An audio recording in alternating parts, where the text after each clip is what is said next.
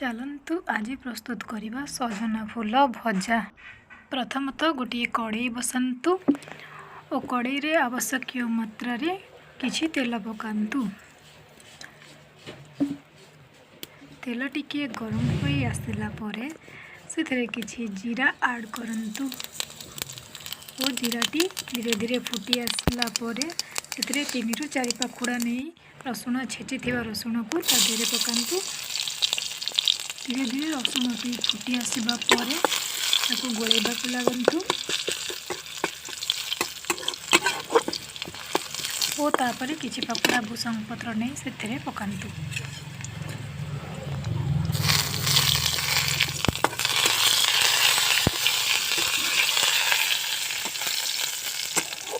भूसंग पत्र टिके फुटी आसला परे ता धेरे सजना फूल पकातु।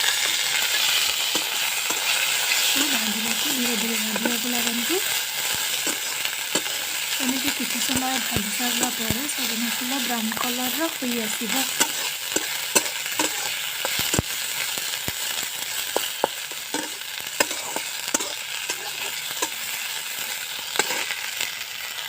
एबे आपण भजर ऐड करें हलदी और लुण और ताकू किसी समय गोलाइबा को लगिले।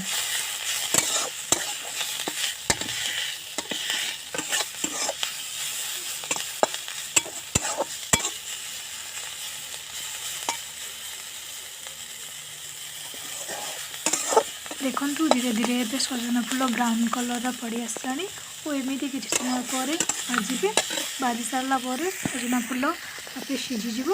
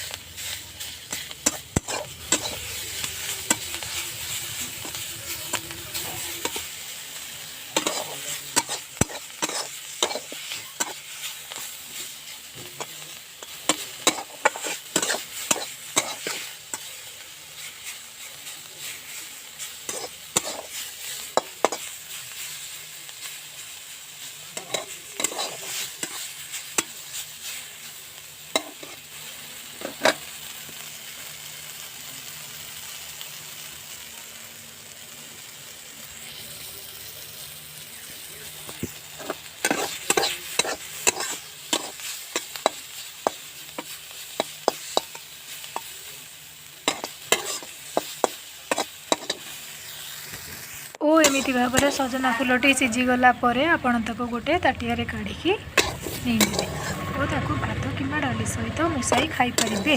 वीडियोटी देखिथिबारु आपनको अशेष अशेष धन्यवाद।